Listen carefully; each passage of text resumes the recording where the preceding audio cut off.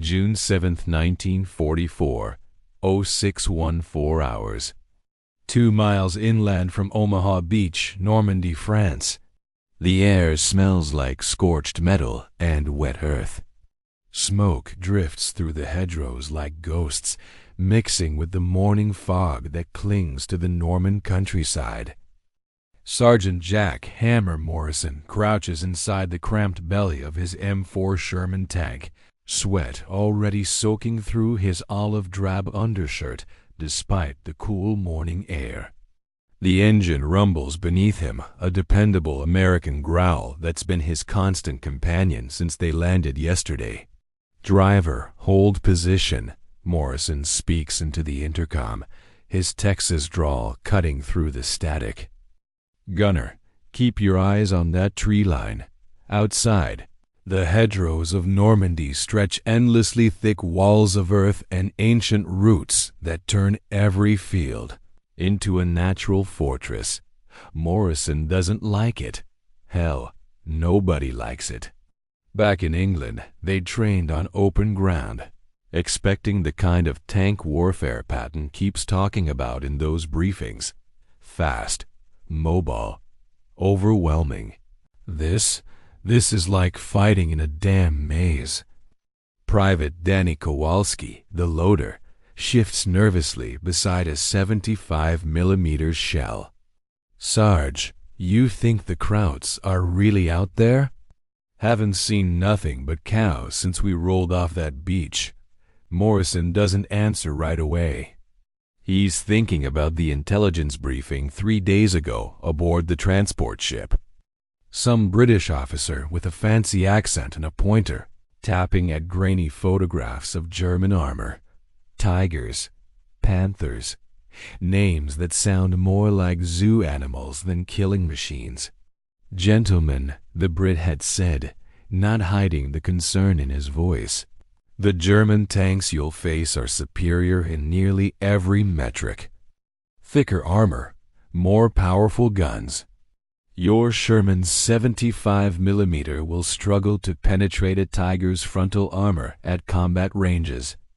One of the tankers, Morrison, can't remember who had raised his hand. "So what the hell are we supposed to do, sir?" The officer had smiled, but it wasn't reassuring. "Outthink them, outmaneuver them. And for God's sake, don't let them shoot first." Now, sitting in this steel coffin with 4 other American boys, Morrison understands what the Brits meant. The Sherman isn't a monster. It's not designed to be. Its 75mm gun is decent, good enough for infantry support, good enough for lighter German armor. The tank itself is reliable, easy to fix, and there are thousands of them. But against a Tiger or a Panther, they call the Sherman a Ronson. Lights first time, every time. Just like the cigarette lighter. "Sarge?" Kowalski's voice breaks through Morrison's thoughts. "Yeah, kid. They're out there, and they think we're a joke." He's not wrong. Morrison has heard the stories filtering back from North Africa and Italy. German tank crews laughing over captured American radios, calling the Sherman a Tommy cooker or a death trap.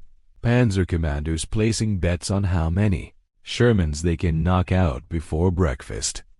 The German propaganda machine loves to tout the invincibility of their armor, the mighty Tiger with its 88mm, gun that can punch through a Sherman from over a mile away. The sleek Panther with its sloped armor that bounces American shells like pebbles. To the Germans, the Sherman is a target, a warm-up, a stat to add to their kill count. Morrison has read the after-action reports. Shermans getting picked off at long range, crews burning alive before they even see what hit them. Entire platoons wiped out by a single Tiger hull down in a strong position. The math is brutal. It takes 4 or 5 Shermans to reliably kill 1 Tiger, and that's only if they can flank it. The Germans have every reason to be confident. But here's the thing the Germans don't understand yet, Morrison thinks as he peers through his periscope at the silent hedgerows. Here's the thing they're about to learn. Americans don't play fair. Contact. Contact front. The driver's voice explodes through the intercom. Panzer 4, 300 yards, 11 o'clock. Morrison's heart kicks into overdrive. There, through the fog and the trees, the unmistakable angular silhouette of a German tank.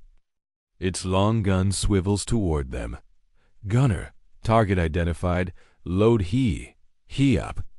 Kowalski slams the shell home. Fire, the Sherman bucks. The 75mm roars. The world inside the tank becomes chaos smoke, noise, the acrid stink of cordite. Through the haze, Morrison sees the German tank stagger, smoke pouring from its turret. Hit, we got a hit. But there's no time to celebrate. Morrison knows what's coming. The Germans never travel alone. Driver, reverse. Get us behind that hedgerow, now. The Sherman lurches backward, just as the earth explodes where they'd been sitting 3 seconds earlier.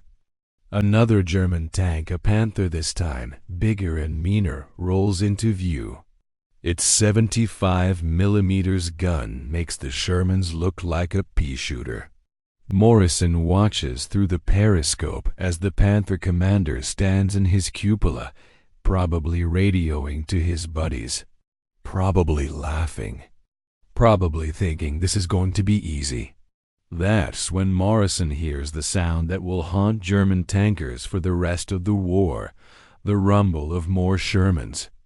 Lots more, rolling through the hedgerows from 3 different directions. The Americans aren't sending one tank to fight one tank. They're sending 10, 20, an entire armored division backed by infantry, artillery, and air support. The Panther's commander stops laughing. He drops into his hatch. His tank's engine roars as it tries to reverse. Too late. 3 Shermans open fire simultaneously. The Panther's side armor thinner than its front cracks like an eggshell. Flame and smoke pour from its hatches. Morrison keys his radio. All units, this is Hammer 1. We've got multiple hostiles in the area. Stay mobile, stay together, and don't give them a clean shot. Remember, we don't have to be better. We just have to be smarter. As the morning sun burns away the fog, Morrison realizes something the Germans haven't figured out yet. This isn't going to be a duel. This is going to be a steamroller. June 7th, 1944, 0847 hours. Village of Sainte-Mère-Église, Normandy. He is not sure if he bit his tongue during the last explosion or if it's just the overwhelming stink of war that's gotten into his mouth. Either way, he's alive, and that is more than he can say for the crew of the Sherman burning 50 yards to his left. Easy, company. This is Decker. Don't bunch up makes us a pretty target for their 88s. His Sherman, named Detroit Steel by his gunner who grew up in Michigan, rumbles past a half-collapsed bakery. Civilian bodies lie in the rubble, collateral damage from the German retreat. War's got a way of making you choose what you see and what you don't. LT. We got movement in that church tower.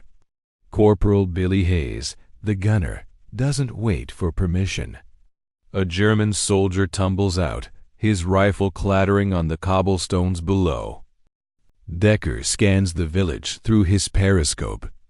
Driver, slow to 5 miles per hour. Infantry's lagging behind. The Sherman isn't just a tank, it's a mobile fortress, a psychological weapon, and a shepherd for the grunts slogging through the mud. The foot soldiers love having Shermans around. Steel walls between them and German bullets. A big gun to call on when things go sideways. Decker sees him, a teenage German soldier, probably 17 at most, bursting from a doorway with the distinctive pipe of a Panzerfaust anti-tank weapon on his shoulder. The kid's eyes are wide with terror and determination. The German kid drops before he can fire, the Panzerfaust skittering across the wet stones. "They're all just kids," Decker replies, keeping his voice steady. "And they'll kill you just the same. Stay sharp." The column of Shermans, 8 tanks from Easy Company, pushes deeper into Normandy. Behind them, the beaches are still chaos. Thousands of men and tons of equipment pouring ashore. Ahead of them, the entire German war machine in France. It is not much of a hill by American standards, more like a gentle rise, but it overlooks miles of countryside. Whoever holds it controls the roads. Intelligence reports enemy armor concentration 3 miles northeast. At least 2 companies of Panzer IVS and some heavier stuff. They're going to hit us before nightfall. Decker positions Detroit steel hull down behind a low stone wall. It's textbook defensive positioning, only the turret exposed, the vulnerable hull protected by earth and stone. Around him, the other Shermans do the same. They look like steel turtles peeking over a fence. "More than us," Decker answers honestly. Decker allows himself a grim smile. "We've got a whole damn country behind us, cranking out tanks faster than the Krauts can knock him out. They destroy 1 Sherman. We send 3 more. They kill 100. We send 300. That's the game they don't understand yet. Back home in Detroit, Pittsburgh, Gary American factories are working 3 shifts, 7 days a week. They're producing a Sherman tank every 45 minutes. The Germans? Their Tigers and Panthers are engineering masterpieces, handcrafted with precision. Quality versus quantity. It's the oldest debate in warfare. Decker sees them through binoculars, first dark shapes moving through a tree line about 2,000 yards out. Panzer IVS, at least a dozen of them, advancing in a textbook formation. The radio explodes with chatter. "Hold your fire," Colonel Abrams' voice cuts through the noise. Their 75mm guns outrange the Shermans. Their armor is thicker. 850 yards, Hayes calls out, eye pressed to his gun sight. 800, permission to fire, LT. Wait for the colonel's command. The Panzers are close enough now that Decker can see individual details. The commanders standing in their cupolas, surveying the American positions with what looks like casual disdain. They think this is going to be easy. All units fire. 16 Sherman guns erupt simultaneously. The effect is devastating. The Americans trained their crews to be pragmatic. The rest scatter, their parade ground formation dissolving into panic. Detroit Steel's gun barks again. The shell catches a retreating Panzer IV in the rear, the thinnest armor on any tank. The German tank lurches to a stop, smoke pouring from its engine deck. Then we don't shoot them from the front. Decker keys his radio. LT, that's crazy. It's not elegant. Branches scrape against armor. The ride is brutal, but it's faster than the heavier Panthers can match. The German tank commanders don't see them coming until it's too late. They're focused on the Shermans to their front, the ones keeping them busy with suppressive fire. They do unnotice the 4 American tanks swinging around their flank until Detroit Steel puts a 75mm shell into a Panther's side at 300 yards. The German tank dies instantly. The other Panthers try to rotate, try to bring their superior frontal armor to bear. But Shermans are quick. They've got excellent gun traverse, good crew ergonomics, excellent visibility. While a Panther crew fumbles to coordinate their defense, the American crews are already firing, moving, firing again. 2 more Panthers go down. The Shermans have taken casualties, 2 destroyed, 1 damaged but repairable, but they've held the position. The air stinks of burning rubber and cooked flesh. Medics are pulling wounded tankers from damaged vehicles. A Catholic chaplain is administering last rites to a kid who won't see his 19th birthday. When he reaches Detroit Steel, he nods approvingly at the kill marks. Hayes is already chalking on the barrel 1 Panzer IV, 1 Panther. Good work today, Lieutenant. Unconventional, but good. Sir, permission to speak freely? Granted. The Germans keep fighting like it's 1940, like they still blitzkrieging across France with nothing to stop them. But this isn't 1940 anymore. They're overstretched, undersupplied, and we've got more tanks, more fuel, more ammunition, and more men than they can handle. You're right, but don't get cocky. They've still got some nasty surprises waiting for us. Tigers, Panthers, 88s in every hedgerow. They may not have our numbers, but they've got experience and desperation. That's a dangerous combination. Understood, sir. As Abrams walks away, Hayes climbs out of the turret, stretching muscles cramped from hours in combat. So we really gonna just steamroll these guys with numbers? We're going to steamroll them with numbers, tactics, logistics, and the fact that every time they knock out one of our tanks, 5 more show up the next day. The Germans are fighting a war of quality. We're fighting a war of quantity and persistence. The part about how many American boys will die in those replaceable Shermans before this war is over. July 18th, 1944, 11:27 hours. Outside the town of Saint-Lô, Normandy, the hedgerow explodes. Knocked from German fire from Sergeant Pete Rhino Kowalski Sherman, ramming straight through it like a linebacker hitting a tackling dummy. Dirt, roots, and chunks of ancient stone spray everywhere as the 30-ton tank punches through vegetation that has been growing since before Columbus sailed to America. Yeehaw! How'd you like that, you Nazi bastards? Kowalski whoops into the radio, his Chicago accent thick with adrenaline. Reno, maintain radio discipline. Captain Jeff Martinez replies, but there's a hint of amusement in his voice. And slow down before you throw a track. Roger that, Captain. But did you see that? Went through that hedgerow like butter. Martinez surveys the landscape from his command. Sherman, Santa Fe Express. The Norman bocage, these damn hedgerows, have turned what should have been a rapid advance into a grinding bloody nightmare. Each field is a fortress. Each hedgerow is a natural tank trap. The Germans have transformed this pastoral countryside into the world's most elaborate defensive network, and American armor has been paying for every yard in blood and burning steel. For 6 weeks, the Shermans have been dying in these fields. The math is simple and brutal. A German tank or anti-tank gun positions itself behind a hedgerow with only its gun barrel visible.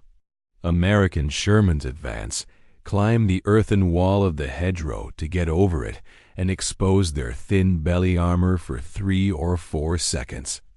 That's all it takes. 1 shot, 1 dead Sherman.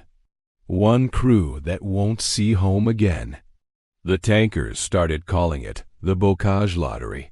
You advance, you expose yourself, and you roll the dice on whether there's a German 88 waiting for you. But Rhino's Sherman is different. Martinez can see it clearly now. The the steel teeth welded to the front of the tank, improvised from German beach obstacles. Hedgerow cutters, rhino cutter. The innovation of Sergeant Curtis Coolin, a tanker who got tired of watching his buddies die and decided to do something about it. Instead of climbing over the hedgerows, the modified Shermans now plow straight through them, staying low, staying protected, and emerging into the next field with their guns blazing before the Germans can react. All units, this is Martinez. Rhino cutters are working exactly as advertised. Charlie Company, proceed with the assault on Saint-Leu. Break through the hedgerows, don't go over them. Speed and surprise, that's our advantage today. 20 Shermans equipped with the improvised cutters form up. Behind them, regular Shermans and infantry prepare to exploit the breakthrough.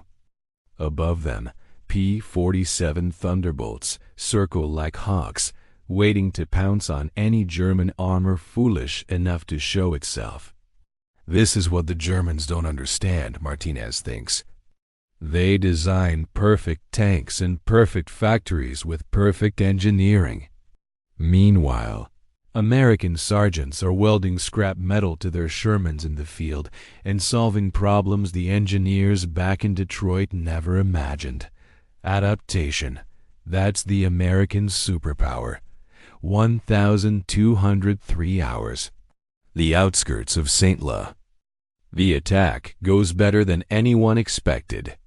Rhino's Sherman smashes through 3 hedgerows in quick succession, machine guns blazing, catching German infantry completely off guard. The enemy soldiers scatter, abandoning their carefully prepared positions, running for the rear. But then the radio crackles with the transmission every tank commander dreads. Contact, contact. Tiger tank, tiger tank. Grid reference. The transmission cuts off in a burst of static and what might be screaming. Martinez's blood turns cold. Tiger, the boogeyman of the bocage. 56 tons of German engineering with an 88mm gun that can kill a Sherman from 1.5 miles away. Armor so thick that American 75mm shells bounce off like raindrops. All units, halt advance, report positions. Who called in that contact? Captain, this is Lieutenant Brennan.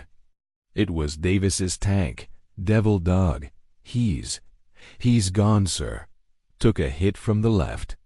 Tank's burning. I don't see any survivors. Martinez curses under his breath. Roger. Brennan, pull your section back 200 yards and take cover. All commanders, we've got a tiger in the area. Do not, I repeat, do not engage it head-on. We need to locate it, fix it in place, and call in air support. Captain, this is Rhino. I've got eyes on him. Big ugly bastard, hulled down behind a collapsed barn about 800 yards northeast of my position. He's covering the main road into Saint-Leu. Of course he is. The Germans aren't stupid. They know they can't stop the entire American advance, so they position their precious tigers at key choke points, places where American armor has to go, where the terrain favors defense. Rhino, do not engage. I'm calling in the flyboys, the kind where a company of German infantry just came out of those woods to my right, and they're carrying Panzerfausts. Lots of them. Martinez makes a decision in 2 seconds. This is the reality of war, not the clean theoretical battles they taught at Fort Knox. All units, combat formation Delta, Reno, Hayes, Kowalski suppress that infantry. Sir, distracted tiger? That's a good way to get vaporized. The next 10 minutes are the longest of Martinez's life. They pop out from behind hedgerows, fire a shot that they know won't penetrate, then duck back before the tiger's massive gun can zero in on them. It's not heroic. It's not glorious. It is barely even combat, more like taunting a bear while waiting for someone to bring a rifle big enough to actually hurt it. But it works. The Tiger commander, frustrated and probably a little nervous, keeps his attention on the Shermans to his front. He doesn't see the two American tanks, Rhino and a Sherman called Bronx Bomber, swinging wide through a creek bed, using the terrain to get within 500 yards of the Tiger's flank. Rhino to Captain Martinez. We're in position. Permission to engage? Permission granted.